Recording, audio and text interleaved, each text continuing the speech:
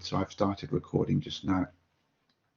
So just to really set the scene, this is an ARCHER2 training course, and just to give a very brief overview of how that works.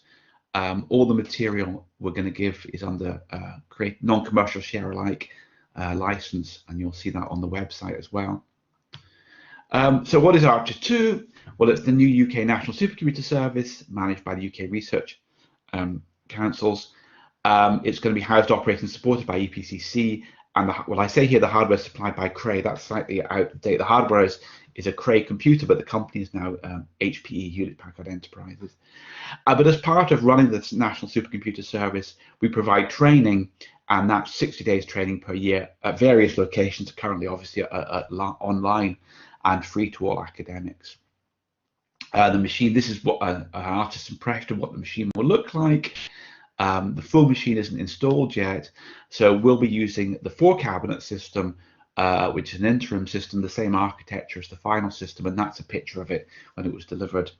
You can see the cabinets here, 1, 2, 3, 4. That's the system we'll be using. This is another system we have called Cirrus, but we're not using that today. I've mentioned EPCC. What is EPCC? Well, we're the closest thing the UK has to a National Supercomputer Centre. We've been around for over 30 years. We were originally the Edinburgh Parallel Computing Centre, but we became EPCC a while back. We're a self-funding centre of excellence at the University of Edinburgh, and we've been running national parallel systems since the early 90s. The original system was also a Cray. We have about over 100 full-time staff. We do academic research and commercial projects, and we do postgraduate teaching of the HPC training. And the reason why I mentioned what EPCC is you know, if after this course you were interested in, you know, well, that was very interesting, but you know, how do I apply that to my own work? How do I take it forward? You can collaborate with EPCC in a number of ways, and one of the ways is as a research project. In terms of research projects, at least in the UK, EPCC staff operate just as normal postdocs, a research assistant. So a lot of our staff work part-time or full-time on collaboratively on research projects with other groups. You're not in Edinburgh, but this is a picture of what Edinburgh looks like. It's a shame. I don't know where this course would have been if it hadn't been in person. It might have been in Edinburgh, but unfortunately, well, things are opening up now. But I just thought I'd give you some feeling that you actually travelled somewhere. These are the ARCHER2 resources. However, hopefully everything is online on the course web pages that I'll come to later. But everything, the important point is that limiting this course will be available in this here for a long time. Who am I? I should introduce myself. My name is David Henty. I'm in charge of education and training at EPCC. That encompasses our MSc programs, both on campus and online. The Praise Training Centre, I'll talk about later. Courses in the ARCHER2 training program, commercial training and such like. My own interests are in sort of parallel programming models, accelerators and general performance issues, which is clearly is related to advanced MPI. Other resources, please fill in the feedback form. You'll be sent a link at the end of the course. If you have any general inquiries about ARCHER2, use the support service. We also run an MSc. I'm kind of plugging that here. We've been running it for over 20 years, but applications for that for this year are actually closed. But just you might be interested, maybe not for yourself, but maybe for colleagues or students that you know. It's available both on campus and online. That's a picture from a few years ago of a graduation ceremony. We also, you might be interested, again, if for other people, we developed a supercomputing Mooc, massively open online course under the Praise project, under FutureLearn, which is an online branch of the Open University. It's now available in self-study. It ran in a facilitated mode for several. We've run 4, 5, or 6 times, but it's just there. It's general. It's non-technical. Doesn't actually have programming, but it's conceptual. And it's free, and that you might be interested in that. It's available now in a self-study mode. During the course, you've got personal accounts to do exercises. You'll have machine access for up to a month afterwards. The accounts will be closed, so please take copies of all your work beforehand. But don't worry about the course materials. All that will continue to be available on the ARCHER2 website. But in terms of any work you do, you'll have access for about a month afterwards, but I do recommend you take data off if you have exercises you want to reuse. Security of the room is not relevant, obviously, for an online course. We have an ARCHER2 code of conduct. Just generally, we expect all attendees to abide by that. It's just general courtesy and such like. And if you are concerned about anything, we have an incident reporting form on the website. But I would say, I mean, especially for an advanced course, or what's touted as an advanced course, people have very, very different backgrounds and experiences. So please be aware that, you know, what you may be familiar with, other people may never have heard of, and vice versa. So we'll try and be inclusive in this. There are funding calls if you're interested in developing software to use on ARCHER2. We do run a program that funds software development calls, and that's it there. The hardware and software, as I said, this isn't a course about ARCHER2, it's a course about advanced MPI, but we will be using ARCHER2 as a platform. All you need to know about ARCHER2, hopefully things are shrink wrapped for the exercises that they will just run, but it's 1,000 nodes, each with 128 AMD CPU cores, and each of those nodes is 264 core AMD multi-core processors. That's relevant for performance issues, but it's 1,000 nodes, each with 128 cores. The final system will be 6 times larger than that. Batch access is via Slurm. You may have used it before, SBatch SQ. Again, hopefully that's packaged up for you. There's 2 file systems. When you log in, you end up in the home file system, but you have to run stuff from the work file system. Again, hopefully this is covered in the exercise sheets, but just to flag it up, I recommend you cd straight to /work when you get there. And again, we have reserved queues each day. So although, again, I'll explain to you how to use those. You will be able to run on ARCHER2 outside of the course days, outside of Wednesday and Friday, but you just won't have these special reserved queues. Just to say, this course is also part of a European project called PRACE. We run a PRACE training center under that. And PRACE, if you're not aware, is an initiative to bring together supercomputing resources across the whole of Europe. UK is represented by EPC. The EPC represents the UK in that. There are 10 PRACE training centers all over Europe, of which we are one currently. And, you know, PRACE funds delivery for PRACE training courses. Normally it means good catering if you're on a on-campus course, but that's not well at the moment. But if you're interested in PRACE training, our courses are a part of our own training program, but there's a central URL which lists all the PRACE training courses, which are again free to all academics across Europe. So I do hope you enjoy the course, but I would say please ask questions. One of the challenges with an advanced course or non-introductory courses that it's a challenge between, you know, going into enough detail in a topic to explain it in full versus people not being interested in that topic and therefore that being wasted. So, you know, I have material, I have exercises, I have slides, but they will be available on the website, you know, for years. Really, please ask questions as we go along. And I would rather spend the time, the face-to-face time we have here, answering questions to which you want to hear the answers rather than talking about something which you don't find particularly interesting. Selected a bunch of topics, but, you know, please ask questions about that. So to ask questions, you know, I would recommend you use the chat. I'm happy to take audio questions. That doesn't always work particularly well with the class size we have today. I'm happy to, but please, I will try and monitor the chat during the lectures. I get a beep when people chat, so I should hear that. So the way that the course works.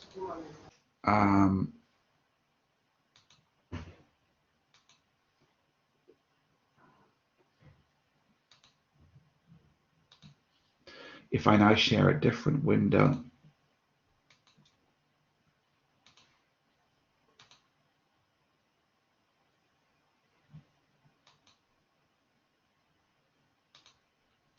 Hopefully you can now see my browser. Okay, it's not. Okay, it's not. Okay, sorry, that didn't work. Apologies.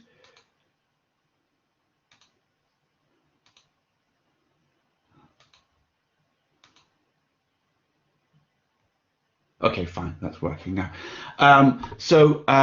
This is our main ARCHER2 page, we hopefully have seen. If we go to, this is the training page.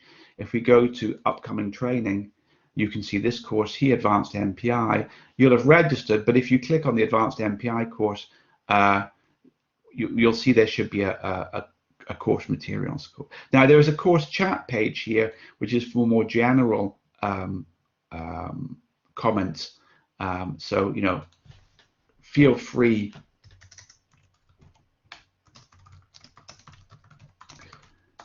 if you want to ask something more general on that page, although the inline chat on Collaborate is more instant. But the main thing I wanted to point here is the course materials. So for this course, I put it up on GitHub. This is the main URL, and I'll paste that into the chat. This is the main URL we will use where all the course material comes off. So I'm not an expert on Git or website, but hopefully this is useful to you. So here's the timetable for today. The initial one was ARCHER2 and Praise training, and then we'll go on to this MPI quiz. So my original plan had been to do this MPI quiz, but I realized I actually do this on the EPCC MPI course, which some of you may be on recently. So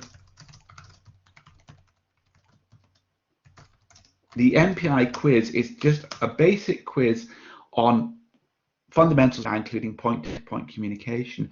It's really there just to get us discussing things and to explore various issues. Hopefully it's interesting. It should take about half an hour, as we said here. But, you know, I would just like to know if people would be interested in doing that. Hopefully you should be getting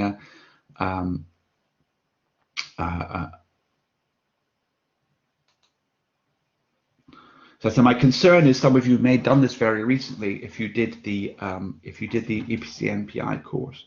So if people could respond, hopefully you're getting that pop up on the. I'm seeing some responses, but not.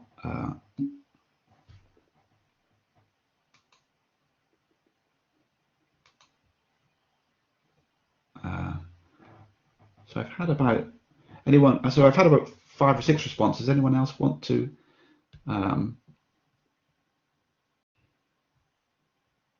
Okay, I'll take that. So there's been no. So that's good.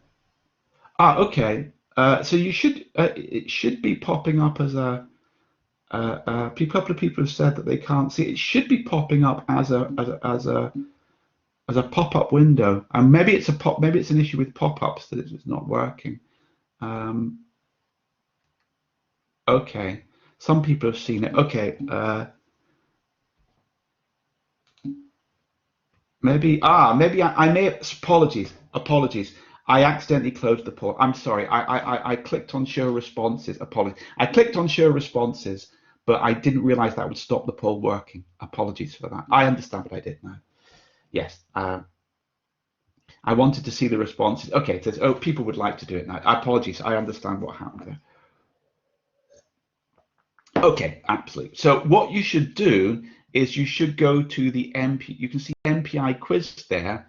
That should take you to a polling system called Socrative, and you should be able to log in. You should just be able to log in as a student with the room name HPC quiz. And I can see a few people are coming in now. So, and you will see a question there. So I will, if people can, sorry, I understand. So I understand what happened with the quiz there. So that was good. If people could start logging into Socrative, what you should see is something along, and you'll be asked a question. So I will now share a different window.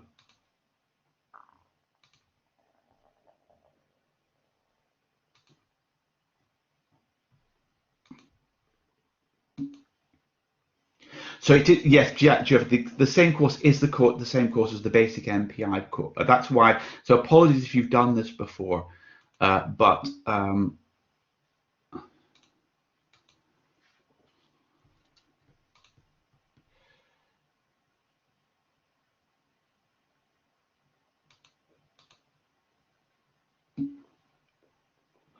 so.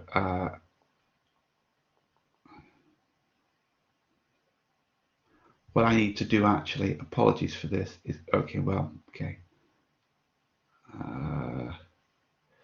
I'm going to have to restart the quiz. So for various reasons. Okay,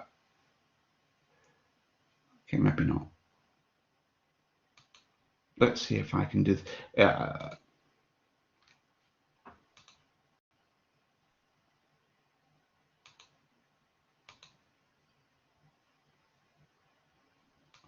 So hopefully, no, I'm going to have to apologize. And what I'm going to have to do is I'm going to restart the quiz because I stupidly did it in the same browser as I am using software. So give me 2 seconds.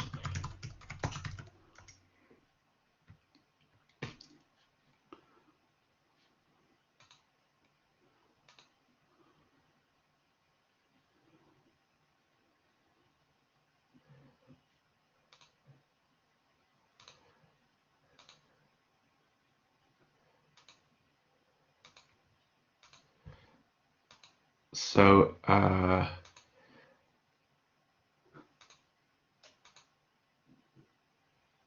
okay, so it may have glitched for a second there. Are people thrown out of the quiz? Sorry about that. I started the quiz in the wrong. Okay, people are back. Could someone confirm you can still see the quiz? Sorry about that. You may have restarted, but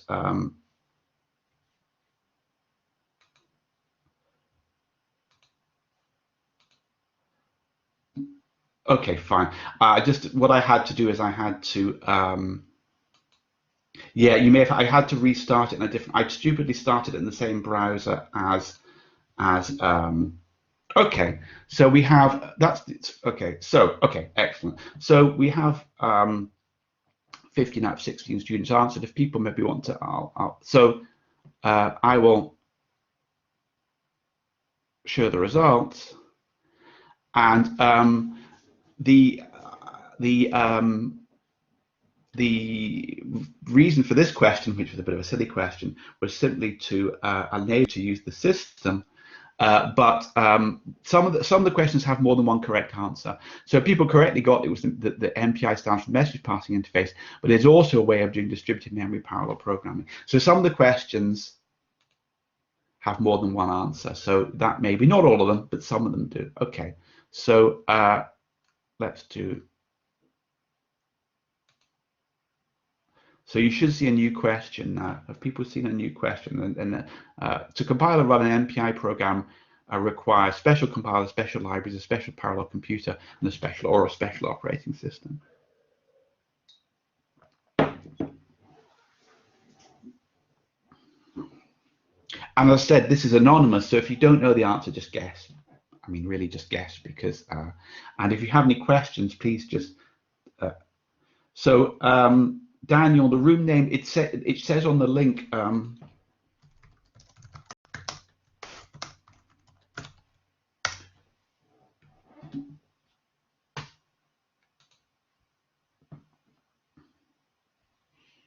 Okay, so let's show I'll show the answers now.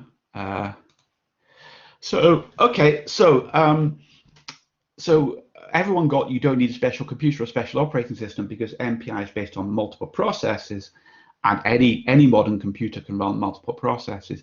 But you don't need special compilers. It's the way MPI is designed. It looks like you need special compilers, but you don't. It is actually just a library. MPI is a library. So when you run MPI-CC or MPI F90, they're actually just wrappers around standard compilers. We'll be using the Cray compilers, but it could be the GNU compilers, and linking to special libraries. So again, I would also say that although the questions are quite simple, none of these answers are stupid answers. Saying that MPI, The link is on.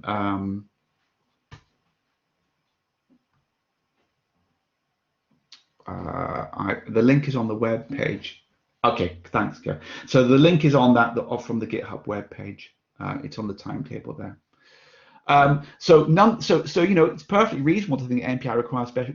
Some message passing systems have required special compilers, but MPI happens not to. It's a library. So as I said, none of the answers to these questions are stupid. They're all potentially correct answers for a message passing system. They just happen not to be correct answers for MPI. So I initiated MPI program with MPI run -n4. What does the call to MPI init do? And as again, none of these answers are stupid answers. They're all perfectly reasonable answers. It just happens to be that not all of them are true. So I can just guess if you don't know the answer.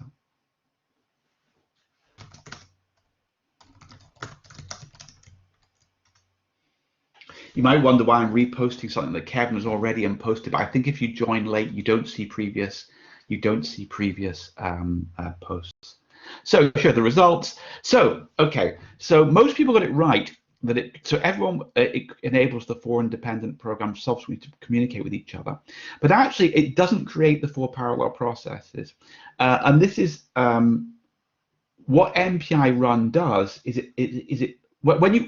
The multiple processes are created by MPI run. When you launch MPI run, it creates multiple processes.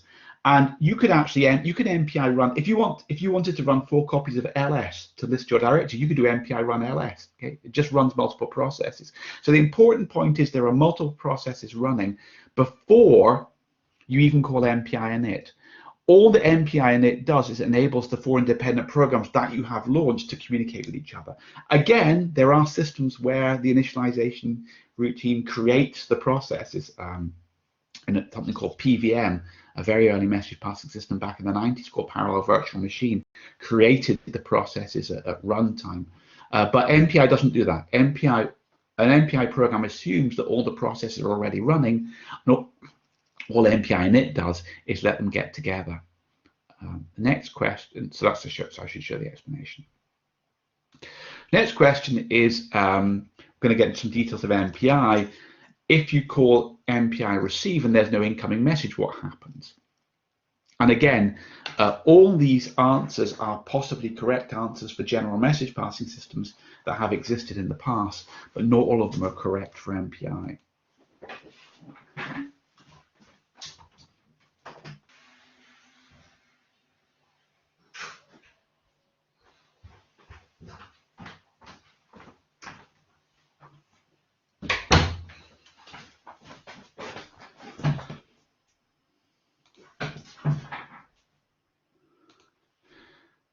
So show the results.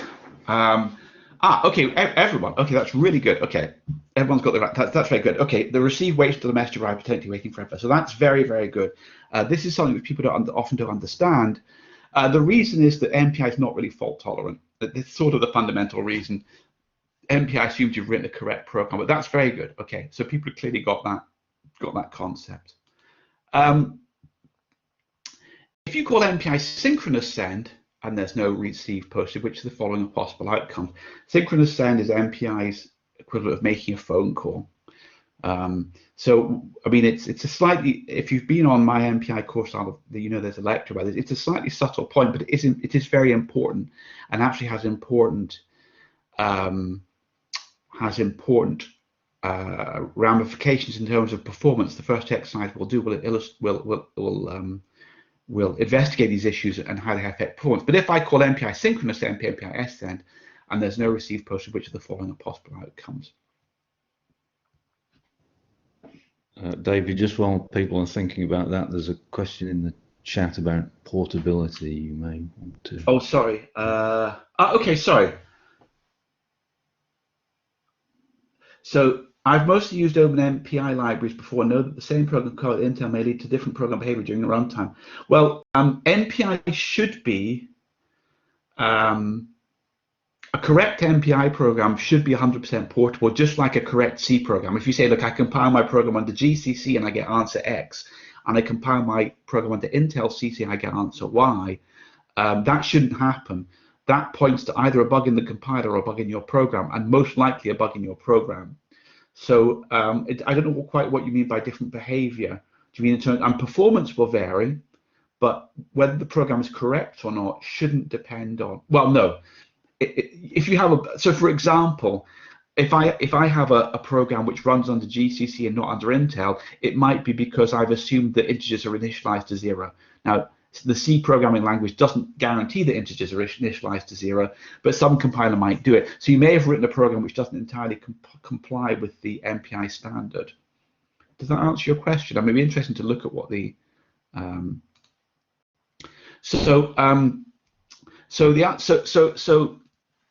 synchronous send is like making a phone call, which means that you wait till the receiver picks up.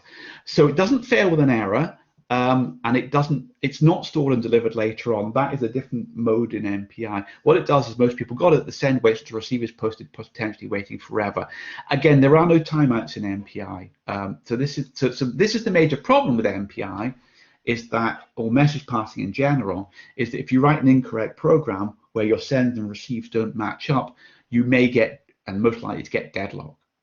So the next question is, if you call an MPI asynchronous send, which is called bsend, buffered send, this is MPI's equivalent of sending an email or posting a letter, as opposed to making a phone call. But so if you call an MPI asynchronous send, MPI send buffered send, there's no receive posted, which are the following are possible outcomes. And I've actually given the same possible outcomes as the previous.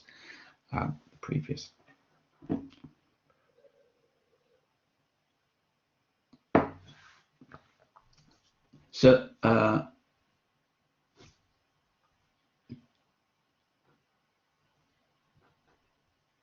just to carry on talking about, I don't know your name. The login's MyNK. I don't know if you're that's your surname, or your Christian name. Sorry, but definitely I don't cover it in this course. But having access to multiple MPI libraries is very important when developing code.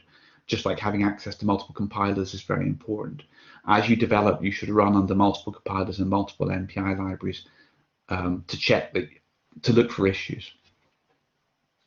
So most people have answered. Okay, so so the important point about MPI bsend, buffered send, is it's asynchronous. It's like sending a letter or sending an email.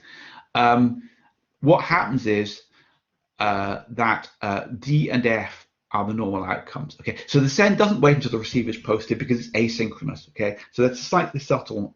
Synchronous send is wait, but asynchronous send, bsend, doesn't wait. And it's called bsend for buffer send because D happens, the message is stored and delivered later on, if possible. And F, the corollary is F happens, the sending process continues execution regardless of whether the message is received. But actually, B is also a possibility. The send fails with an error. And so if there's somebody who put that in, why might that be possible? And that is correct. But when I first developed this quiz, I didn't have B as a correct answer. But does anyone who want to type in what the error could be? Yeah, buffer is not. That's exactly. What do you mean by not available? That's exactly the right. That is the right answer. The buffer is not available. But just, do you want to expand on that? Yeah, well, so this is one of the nasty things about MPI. You probably want to do asynchronous send. You probably want to say, look, if the receive hasn't been posted, can you just buffer it and let them carry on? But in MPI, it is up to the user to provide that buffer space. It's quite nasty. You have to say at the start of your program, here's a megabyte to do buffered sends. If that buffer is exhausted, either because you've not provided it or because it's full, MPI bsend will fail with an error and your program will crash and burn. And that's one of the reasons why it's quite kind of nasty. So what MPI says is, and you may never have used MPI send or MPI bsend. Most people use MPI send, the standard send as it's called. But the behavior of standard send is slightly weird. Okay, so if I call a standard send, and there's no matching received, which of the following are possible outcomes? So this is quite a subtle question that's worth, and I'll see what, so most people program with MPI send, which is the standard send, but its behavior is surprisingly subtle. I think a lot of people don't realize what's going on, and we'll explore this slightly in the first exercise.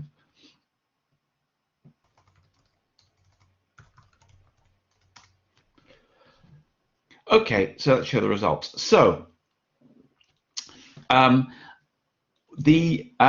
have done very well here, actually. So the party line in MPI is, don't tell me to do synchronous send, i.e. wait for the receive to be posted. Don't tell me to do buffered send to copy it. Let me decide. So MPI send can be synchronous or asynchronous. So you would have thought, so it can be synchronous or it can be buffered, and you don't know which. We'll explore in the first exercise in practice when it chooses to do buffered or when it chooses to do synchronous.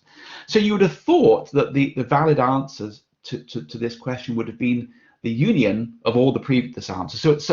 So if it decides to be synchronous, you get C, the send waits until receive is posted.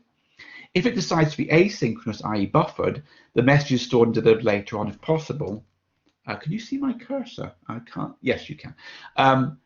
Actually, can you someone confirm you can see my cursor on the window? Sometimes the cursor isn't good. Yeah. And so if it decides to be asynchronous, i.e. buffered, you get D and F. But B is not a possibility. Okay. The send does not fail with an error. And the reason is, and we'll explore this a bit later on, that the MPI has some internal buffering, and what it will do is it will try to buffer your message, but if it runs out of buffer space, which was the problem with the explicit buffered send, it says, well, I can't buffer the message, but rather than flagging an error, I will use synchronous send. So in practice, if you call MPI send, small messages are buffered, large messages aren't, and become synchronous. That's what happens in practice, but it is slightly subtle. Okay, so the reason why the send cannot fail with an error is that the buffer space can't run out, because it is likely to run out. MPI will notice that and say, I will do synchronous send. So that's slightly subtle, but we'll explore that later on. A few more questions. Which aren't so directly relevant to the course, but hopefully the MPI receive region has a parameter count. What does this mean? So I call MPI receive buffer 10 MPI int, or MPI integer. Okay. So when you do a receive, you have a count. What does this mean?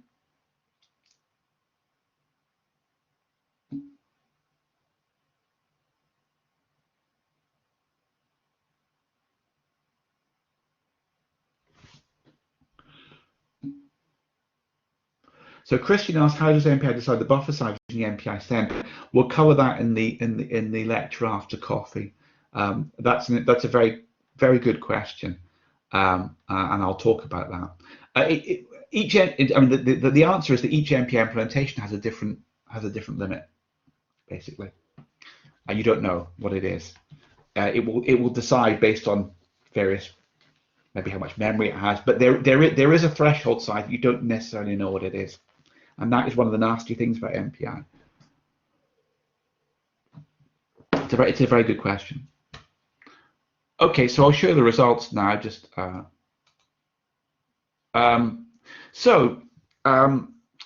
not the size of the incoming message in bytes, because MPI tries not to talk about bytes. Whenever you start talking about bytes, you have a non-portable program. So it's not. So in many programs, it is the size of the incoming message in integers. Okay. But technically, it's not. When you call if I do an MPI receive with MPI, and I say I want to do an MPI receive 10 MPI int, what you're actually saying is I'd like to receive a message, and I have reserved enough space for 10 integers. So actually, it's D. It's the size of the buffer you've reserved for storing the message. Now, in many programs, that is the size of the incoming message, because you know what the message sizes are. But technically, it's not. So all you're saying is, I'd like to receive a message, and by the way, I've reserved enough space for 10 integers. So the obvious question now is, what happens if the incoming message is larger than count? You said, I'd like to receive a message of 10 integers, and the incoming message is 20 integers. What happens?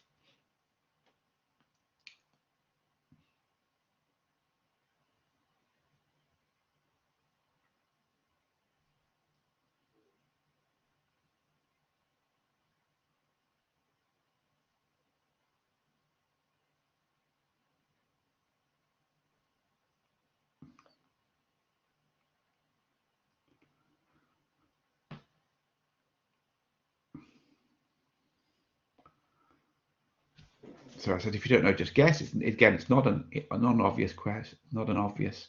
The reason I'm asking these questions is the answers aren't immediately obvious. So, okay, so it doesn't do C, message right from the end.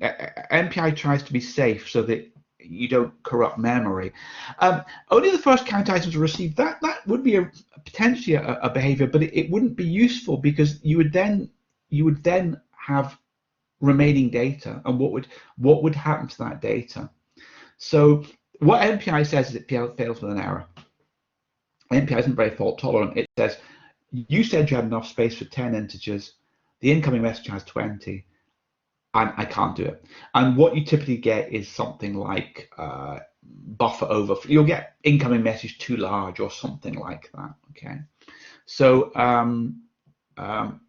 so yes, MPI probe is useful in these situations. Absolutely. So I don't cover that here, but yes, if in general, if you want to write a program which can cope with truncation, that's right. That's it, Kevin. That's exactly what I was looking for. Incoming message truncated and it fails with an error. That's the standard message.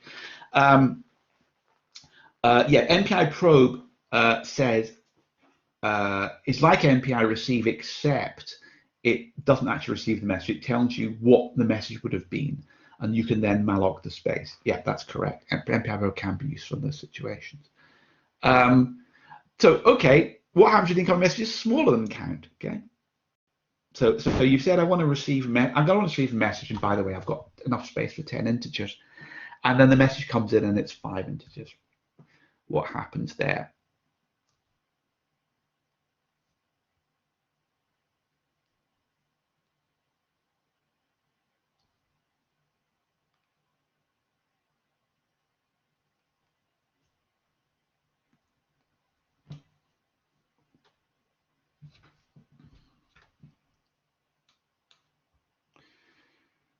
So, okay. So, so the message doesn't fail with an error. MPI allows you. MPI wants to be able to. MPI wants you to be able to write programs which have arbitrary message sizes. So, you want to. I'd like to receive a message from somebody. I don't know how big it is, but I know it's smaller than something. So the first items are received.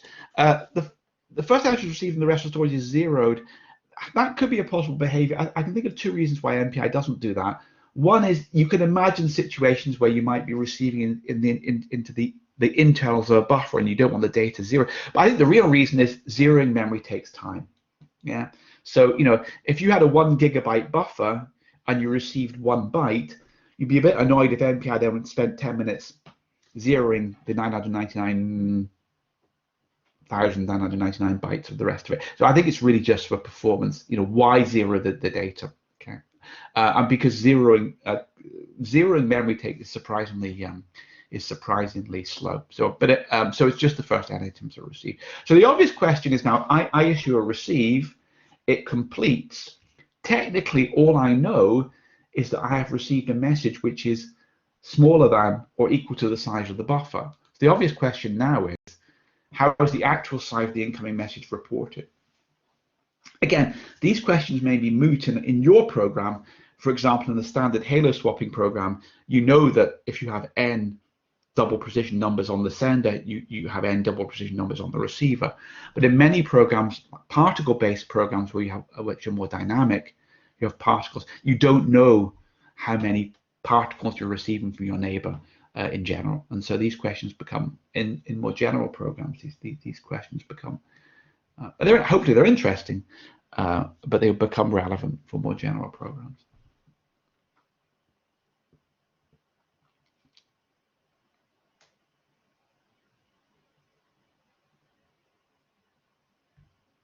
So if you would just guess.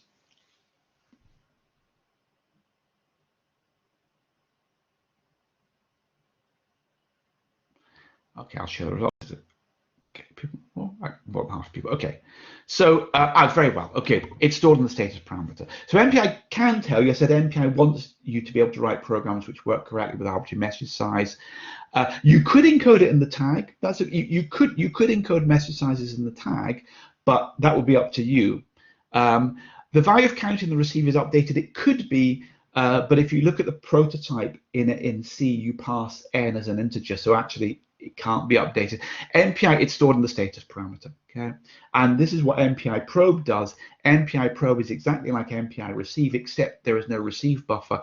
All that happens is it updates the status parameter. So what you do is you query the status parameter and say, the status parameter tells you a number of things. It tells you where a message came from. It tells you what the tag was, but it also tells you how long it is. It's slightly complicated. It's a slightly nasty interface, but you can, it's called Mpi Get Count. It's not spec in the status parameter, but it's implicitly stored in the status parameter. You have to access it via a function call. So now a couple of questions just for fun. We're almost in time. Which of the following are possible outputs from this piece of code run on 3 processes?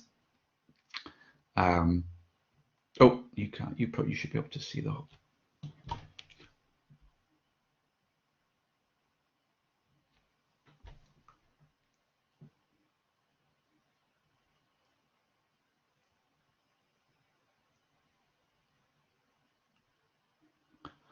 I'll take this opportunity just to get another glass of water. I'll be back in a second.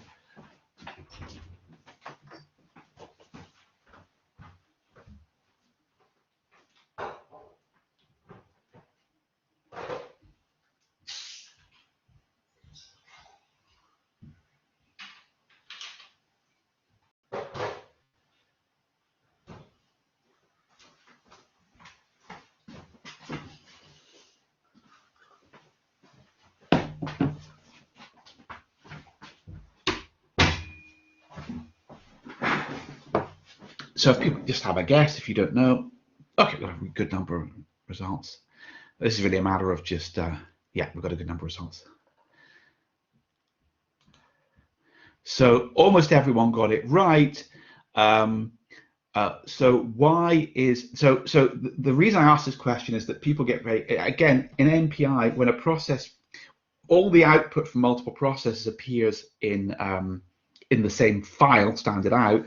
That's actually quite amazing that happens. It's actually the MPI run program which collates the data, but the output from 2 processes can be from different processes. We have process 1 and process 2.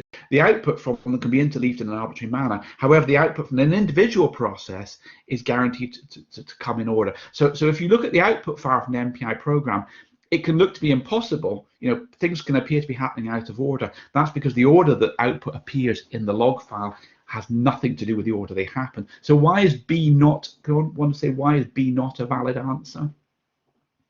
What's wrong with B in terms of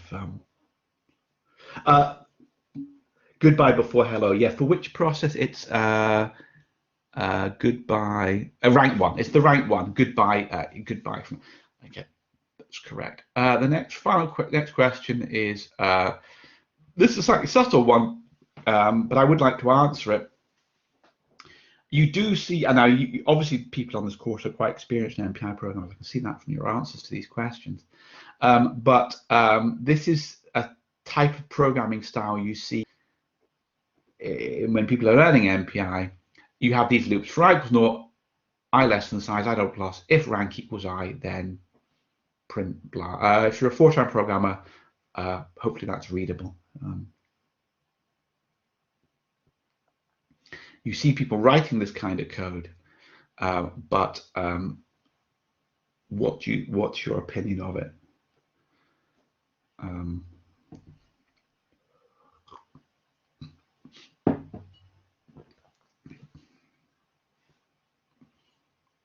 And I think I know why people do this. It's not a stupid thing to do, but I think I know why people do this. But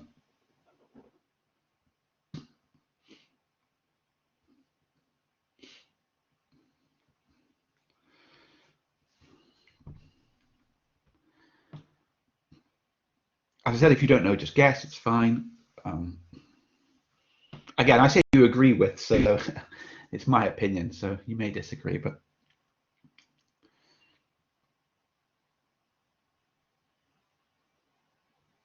Okay, we've got a good set of results here, fine.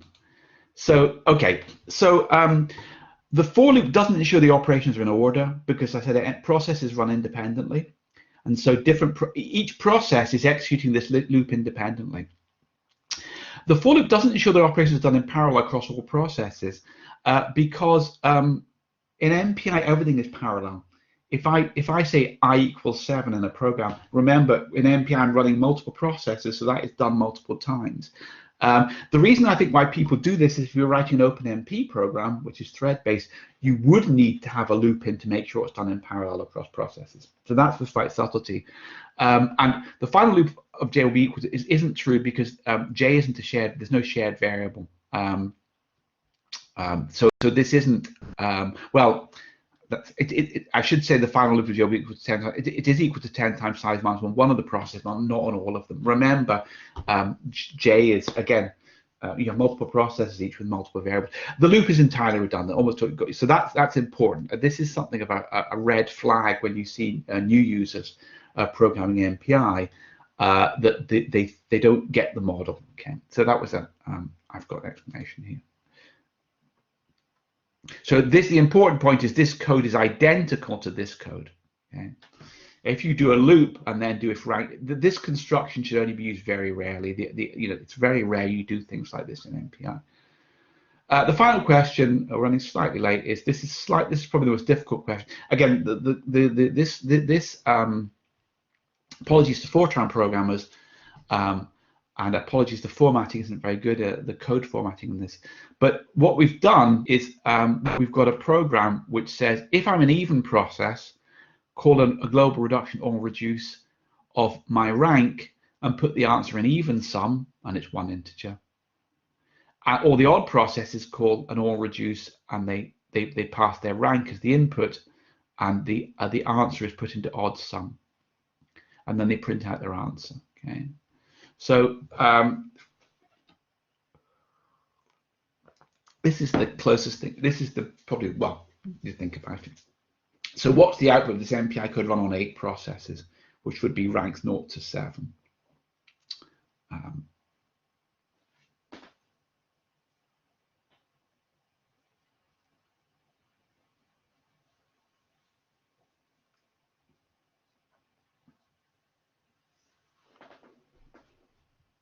Again, this is not trivial, but people could guess if they.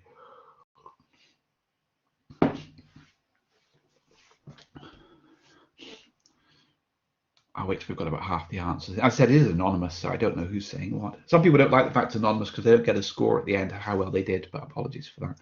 So, okay, most people are, 2/3 people like to see the result. Okay, so the code is written to make it look like the answer is C. The even sum is 12, odd sum is 16. Okay, that is. But this is the only thing I have which I class as a trick question in this quiz. The actual answer is B. Why is the answer B? I don't want to whoever put B in. It's not. This is not a trivia question, but it's written to trick you, and I have to admit that. Does someone want to? Yes, so the collectors are called on all processors. So the important point is that I'm doing MPI conwarrant here. I'm saying all processes are communicating. So all these look like different calls. Rank 0 is calling this call, and rank 1 is calling this call. They're actually the same call. They're actually all matching with each other. Because MPI doesn't know. You might say, well, how could a call from this line match from this line? MPI doesn't know where the calls are. MPI is a library. All it knows is, rank 0 is calling an MPI reduce on comworld. It's on comworld. That means that everyone needs to call this. So when rank 1 calls it here, it's fine. All that happens is the answer is stored in a different variable on the even and the odd processes. So this is a bit of a trick question, but that is, as I said, I'm trying to explain that here. MPI has no way of knowing. Is there any risk of deadlock from this piece of code? Only if they didn't all call it. So if this code is fine because it's guaranteed that processes either call that branch or that branch. Okay. But if I said if rank %2 equals 0, and if I didn't have the else, okay, if I didn't have the else, then this program might deadlock. because only half the processes are calling MPI or reduce, and the library will be waiting for the other half to call it. Does that answer your question? So this code, as written, no, there's no risk of deadlock. But if you do start having code where all reduces are called in different parts of the code, it's up to you to make sure that everyone calls it. Does that answer your question? I don't know if that's quite. The fact is it's not affecting, no, because MPI doesn't know. Well, there aren't really two calls. Each process only calls one of them. And MPI doesn't know what line it's being called from. So, in fact, no, the fact that two calls is not affecting it. In fact, as I said, MPI doesn't know. The library has no idea. Okay, so we'll finish that. Hopefully you found that useful. What I'm going to do now, there's a chart here of how people did. I have no idea what this means.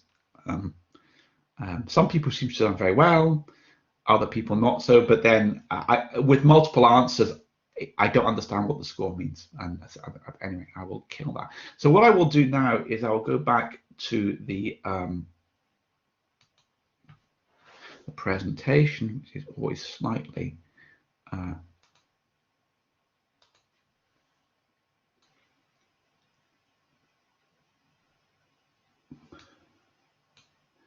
so I will just, when I get the window size correct, we're a few minutes behind, but we have quite a big coffee break. I will just take a 2-minute break. Is that okay? And then we'll start. If anyone has any questions, please. Actually, I'll ask. What I'll do is I'll do a poll, and then we'll just take a 2-minute.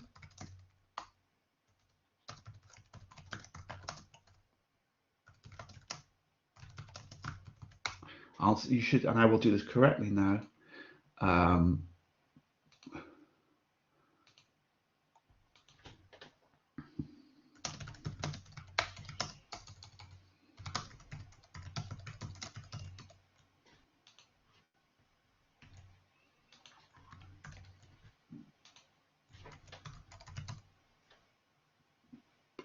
I'll just be interested in the programming choices, and I'll be back in literally 1 minute, and then I will.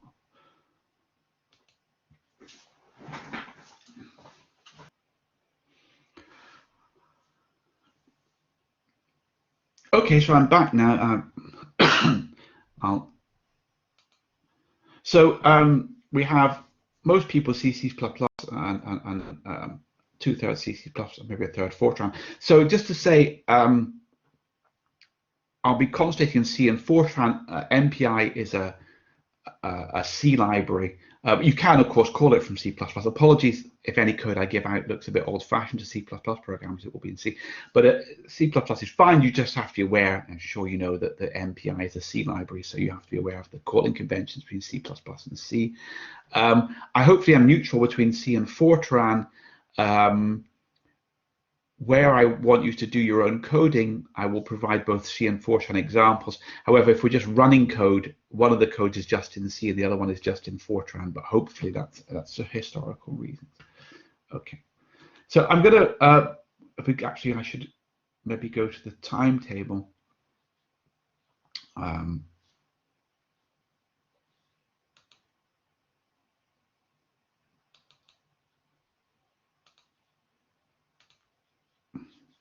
Before we just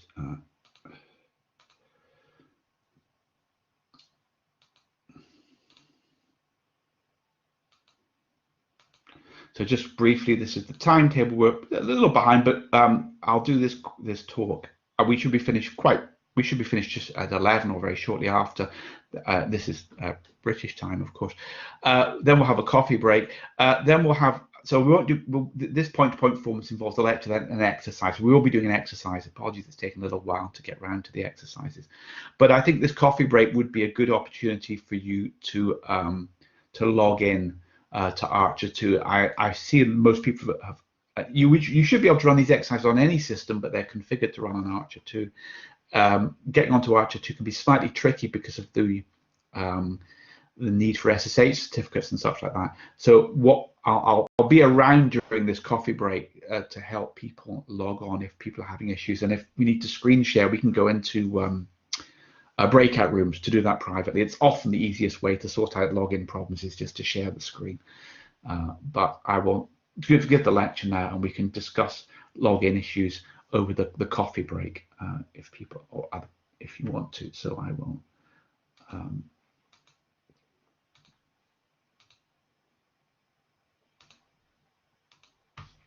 So I'm going to give a brief history of MPI. Again, this because I'm old, I like things like talking about history and such like.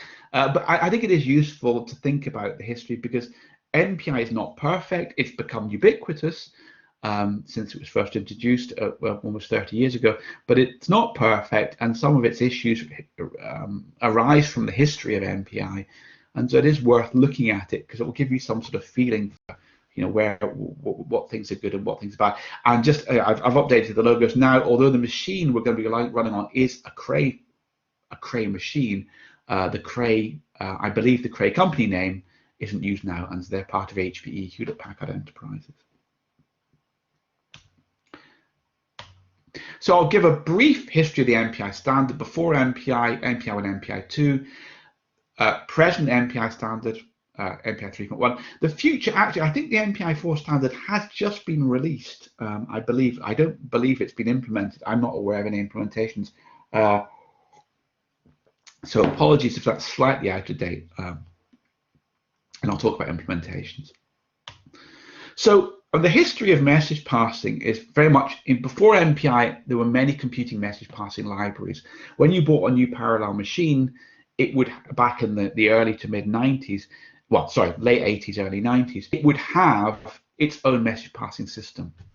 There were some various portable libraries which targeted a variety of systems interconnects, but they were developed by academic groups and maybe ported to a system, only a subset of supported platforms. And different libraries use different models of communication. So application development was very difficult. And so what people did was, the only way you could write a portable program was to write your own communications module with send and receives call and implement them with whatever happened to be lying around on the system you were there. And so people got together to find a standard set of communication calls. So there's a website. This is maintained with the MPI forum. There's representatives from many of the vendors and academic libraries. That's good because we have representation from both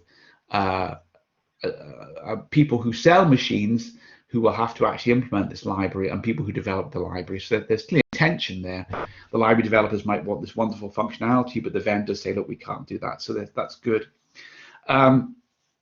The specification is very large, and often that's historical. The disadvantage of a library is very easy to chuck a routine in. You know, if you want to make a change to a language or a compiler, it's a big process. You can always stick an extra routine on a library. So the specification is probably too large. But a lot of specification is driven by the library developers in the sense that they want a high-level specification which allows them to optimize versions on different hardware. So often people say, what happens here, what happens there in MPI? And you have to say, well, I can't, you know, I know what the outcome is.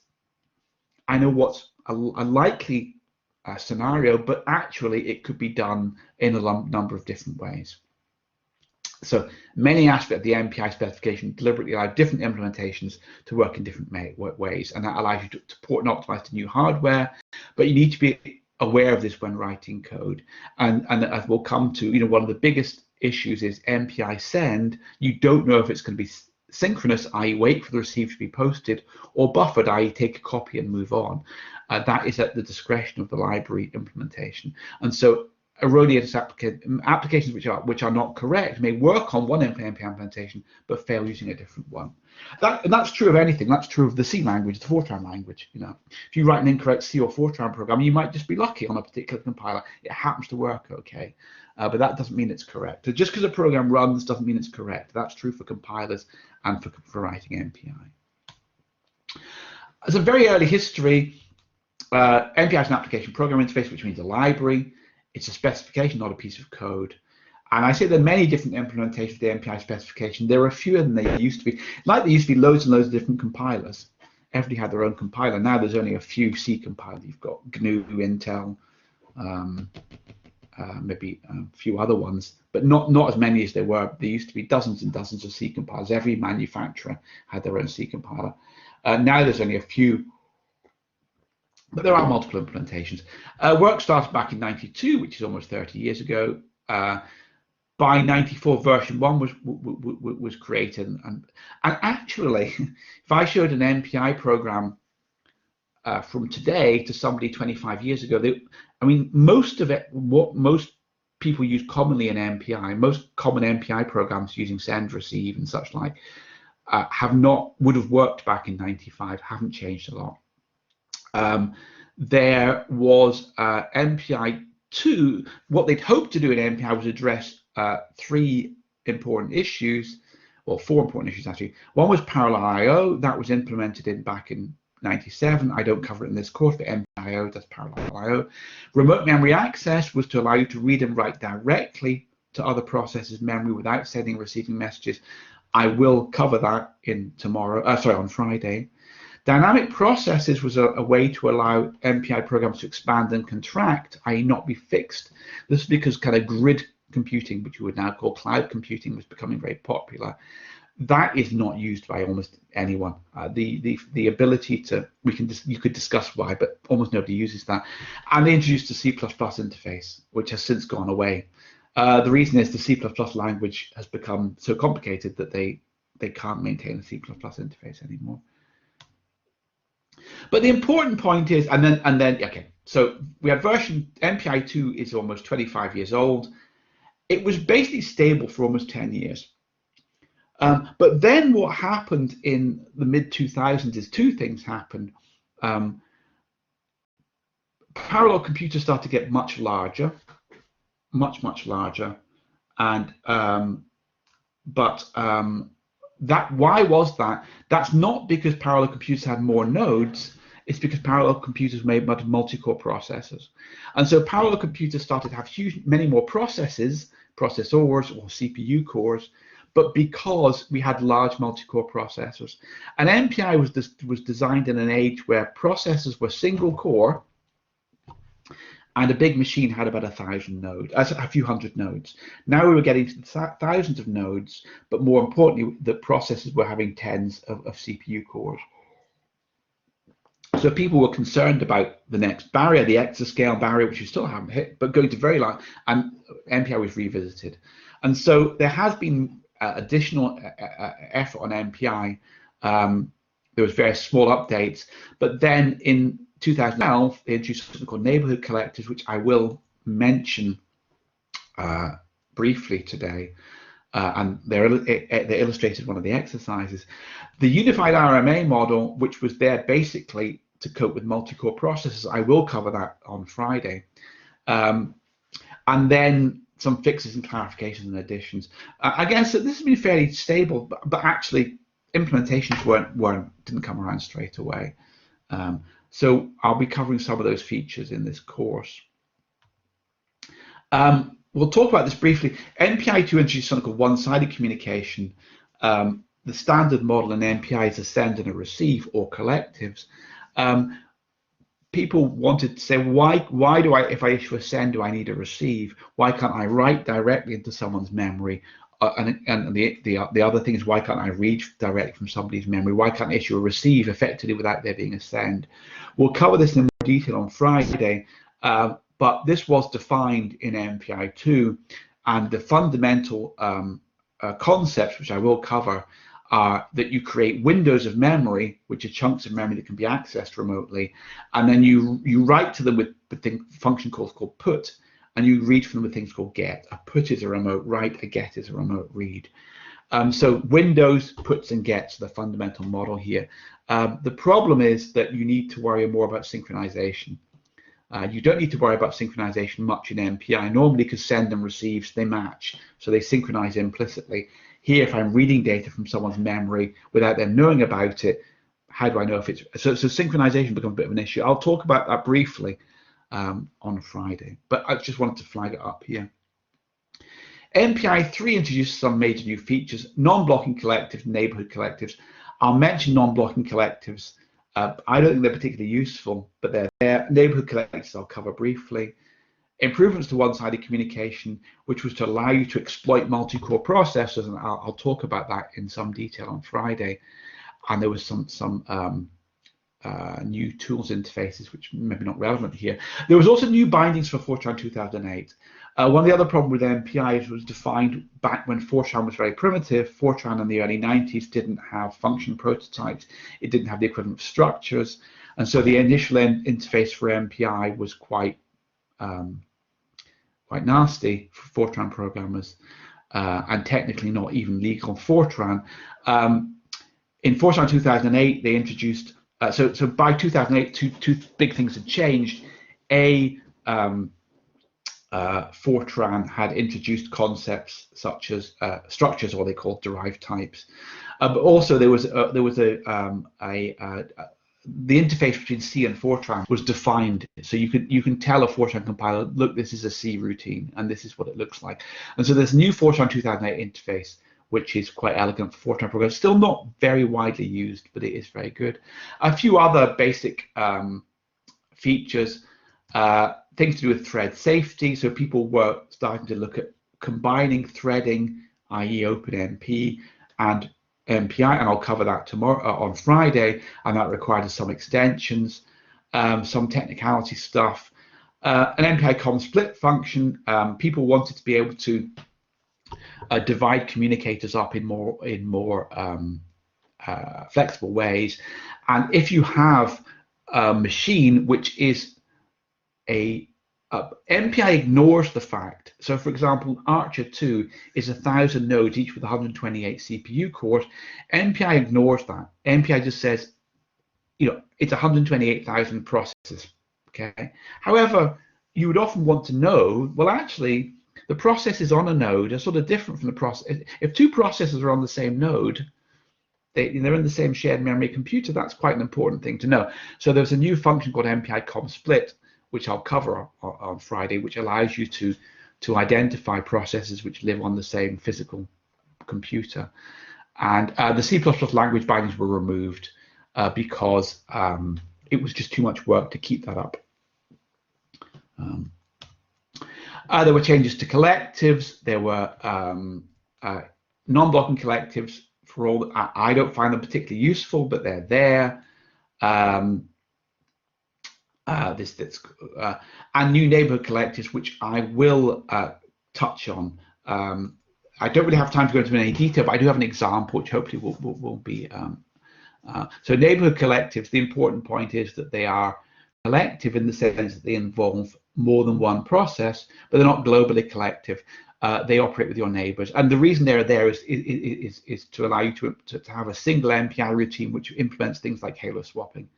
Halo swapping is a collective operation. Lots of processes are involved, but it's not collective across everybody. You only communicate with a subset. Maybe your neighbors up, down, in your 6 neighbors in a 3D grid, and that is now these neighbor collectives allow you to do halo swaps with a single call. It's not trivial, but they are there. There were some changes to one-sided. I'm not going to go into that in any detail. Basically, when they did the single-sided put get interface back in the late 90s, they kind of did. It was difficult and it wasn't very useful, so they've basically extended it to try and make it more useful. I've added this slide now because I was aware that MPI4 was, I thought, well underway, but it has been published. It includes things called persistent collectives, and we'll talk about them a bit later on. There are things called persistent point.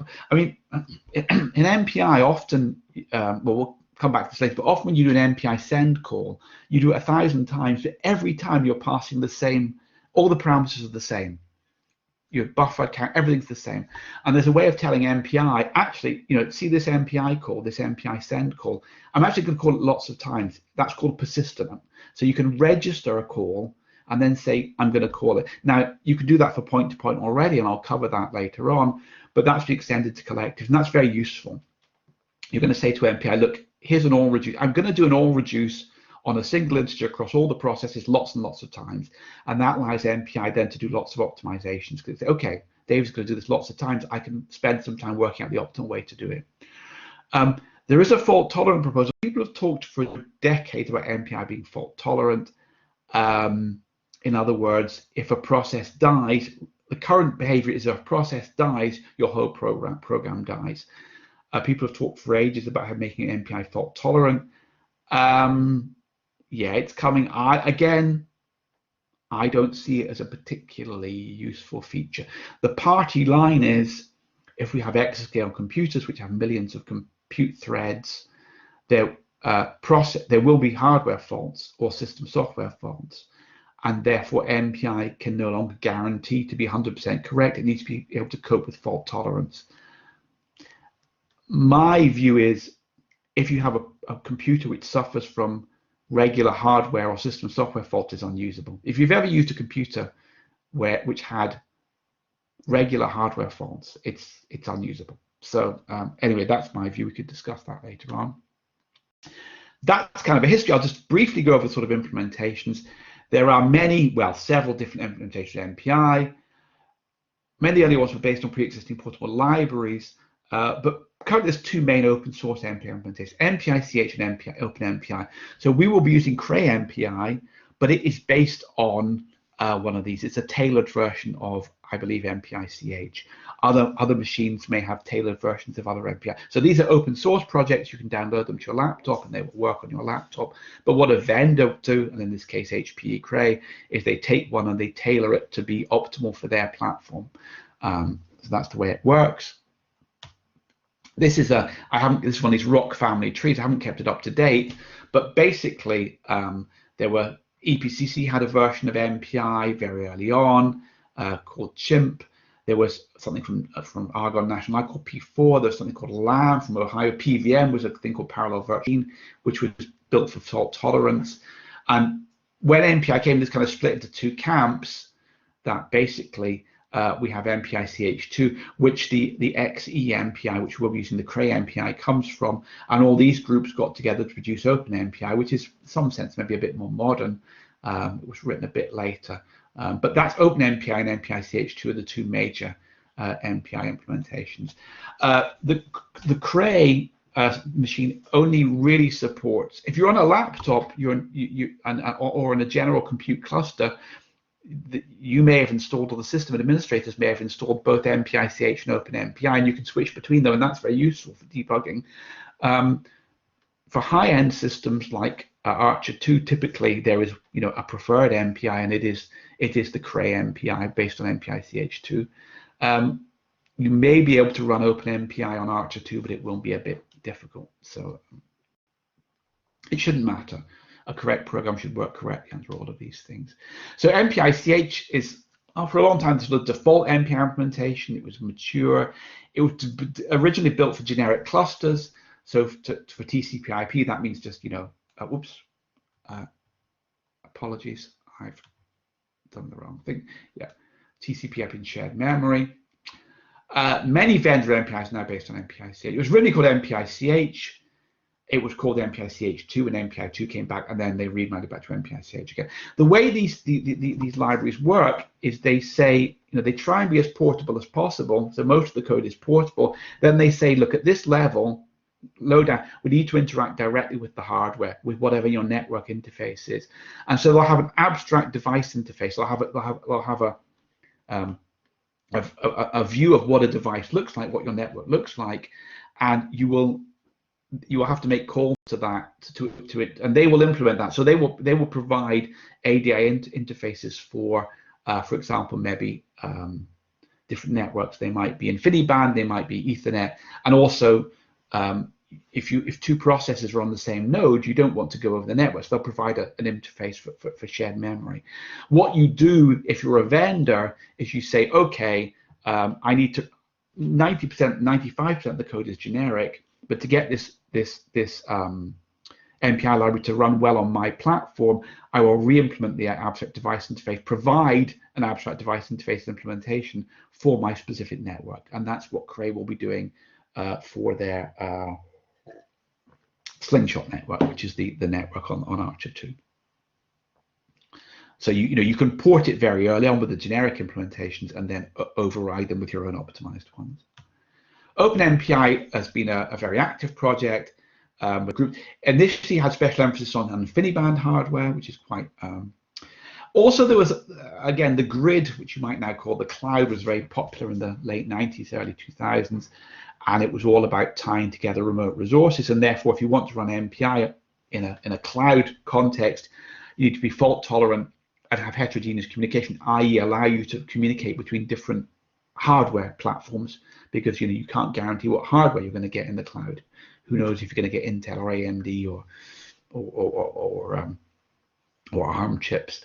Having said that, that mode of operation is not commonly used, but it is a very large open source project with a large and varied community effort, so it is very mature. So I have OpenMPI on my laptop just because I find it the easiest one to install on, at least on Ubuntu. So summary, most MPI implementations use a common superstructure. Lots of lines of code dealing with a whole range of MPI issues. And then it will implement a number of different ways of sending data. These are protocols, and we'll cover those in the next lecture. But the hardware-specific stuff is hidden behind this abstract device interface. To optimize for a particular architecture, you rewrite low-level communication function in the ADI, and you optimize things. That often, I mean, a classic example in MPI, I'll come back to this, is if you have a global sum to do, you should call MPI or reduce. You should never implement it yourself. The library MPI, OpenMPI, will provide an implementation of MPI or reduce, which is probably implemented using point-to-point communications, but it will do it efficiently using some tree-based algorithm. However, if you're Cray or HPE with a Cray machine, you may say, well, actually, my network is very clever. My network has a command to do an all reduce. Modern networks can be very clever, and they can actually not just transfer data back. So maybe a single command to say, transmit this data over the network and add it all up and give me the answer. And so what you would do if you were HPE Cray is you would re-implement MPI or reduce to directly call your native hardware functionality. And so, that means your program as a piece of source code is portable. If you run it on your laptop, MPI or reduce will be implemented with lots of point-to-point sends and receives. But if you run it on the Cray, you immediately benefit from the machine-specific. You benefit from machine-specific capabilities. And so that's one of the reasons why MPI tries to define things at as high a level as possible and doesn't say what. The people often say what algorithm is used for MPI or reduce. You don't know. I could give you some possible answers, but the main thing is, if it's a good implementation of MPI, it will use the fastest implementation on whatever machine you're on. Obviously, the thing which has changed since MPI was first designed is that MPI now has.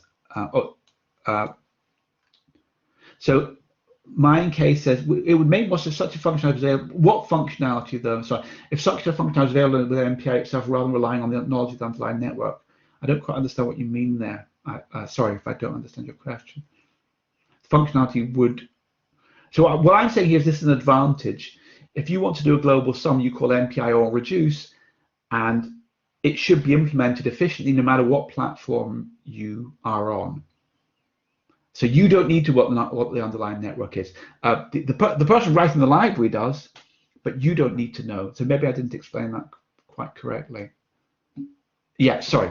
That's what I'm saying. So when I say to optimize for a particular library, that's the problem. This is the library developers. This is Cray, or this is HPE Cray. This is Intel. When they optimize the library for a particular, this isn't what you need to do. Sorry. So I appreciate the slide's slightly ambiguous here. This is what they do, not what you need to do. Okay. Sorry. It's the same as saying I don't write assembly language, I write C, because when I compile, I hope that when I go to an AMD program processor or an ARM processor, the compiler will generate efficient code. It's the same thing here. So multi-core nodes, modern MPI libraries are aware of shared memory nodes, and so they will already include optimization to speed up node local communications. So an MPI library, the first thing it probably does, if it says that process 7 needs to communicate with process 9, rank 7 with rank 9, if they're on the same shared memory node, the same physical computer, they don't need to send over the network. They can just do memory copies. And so we'll have multiple implementations of the same ADI in a single library. There'll be an abstract device interface which will implement shared memory communications or network communications. And again, you can see that in performance, and we'll investigate that after the coffee break. Clearly, copying data between two processes on the same node should be faster than sending data over a network. And the question is, can you see that? And hopefully you can. So that was the end of that lecture. We actually caught up a bit of time. If I did want to do another quick poll, because I realized there was a question I didn't ask, which was,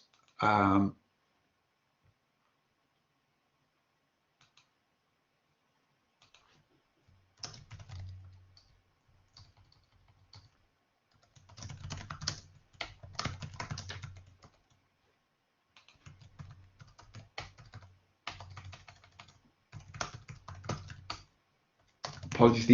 You can't one of the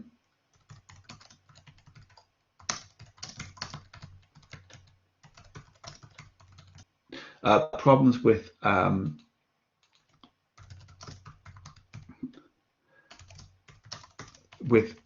Blackboard Collaborate as a platform is that you cannot pre-define surveys. You have to type them in, which is actually quite a nut. So let's see. That's my wanted to.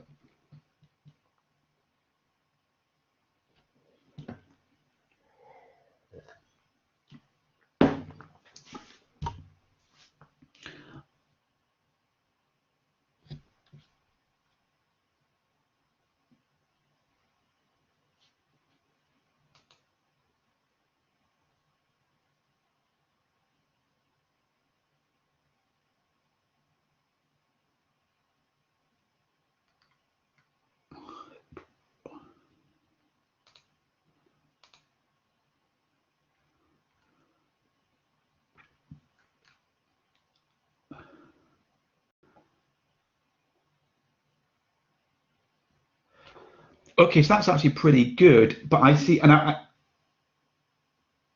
okay, okay, so so you will be able to run the exercises should work in your default account, but the advantage of the TA033 project is obviously you need is that we have reservations for today and for Friday. Means your program will run instantaneously.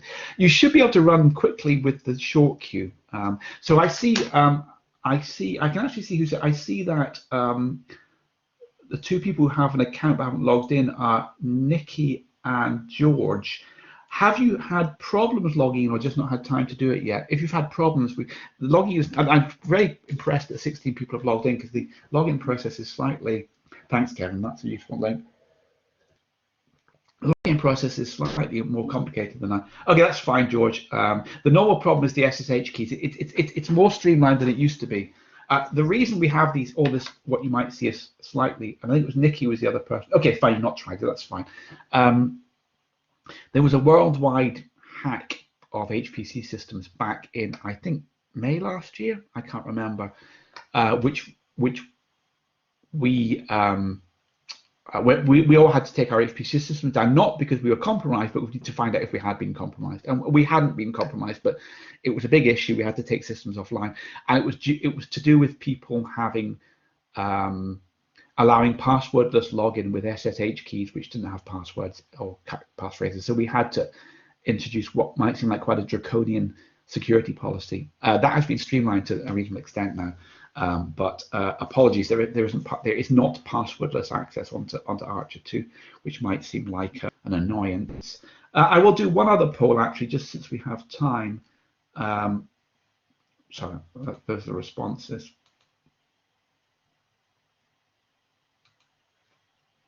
Sorry, I didn't mean to do that.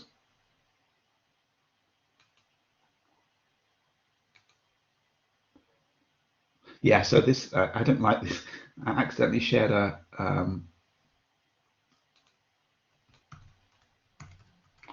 just interested in where people are. This is something I normally obviously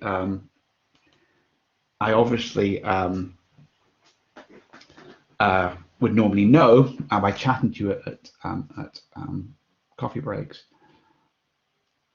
but oh, not Sockland, I've misspelled that. So this is the apologies for typos and polls. Okay, so that's interesting. Okay, so we have most people in the UK. Okay, that's interesting. and 2 or 3 from outside. Okay, that's interesting to know. Just out of interest, I don't. Although, of course, just because you're in Europe doesn't mean you're not. Okay, so I'll show the responses now. Okay, that's just generally useful to know. So what I will do now is we will take a break. Please ask questions if you have any questions, but we'll take a break now and come back at 11:30 in a half an hour, and there will then be hopefully a 45-minute lecture, and then we'll actually get on and do some exercises for 45 minutes. Apologies, the exercises have been practice exercise, been a bit delayed. Hopefully the quiz was reasonably interactive. So if there are no more questions, I will, I'll stop. Are we going to have some time for discussing our code? Yes. So in any of the practical sessions, so I appreciate that with advanced courses particularly, there may be a practical session you're not particularly interested in. At any time during the practical sessions when I will be around, and Kevin will hopefully be around if he, I know Kevin has some other commitments, but he's trying as hard as possible to help me out, which I'm very grateful. We can discuss code, we can do screen sharing in a breakout room, we should do. So what I would plan to do is that do that in any of the practical sessions. I'm happy to discuss anything. It could be a particular issue with the code we're working on, but I'm more than happy to. And there is time at the end on Friday. I think the last hour is sort of finish exercise, which of course includes individual chatting. But at any time we're happy to do that. And screen sharing is often the best way to do it. Okay. So I will now put up a placeholder.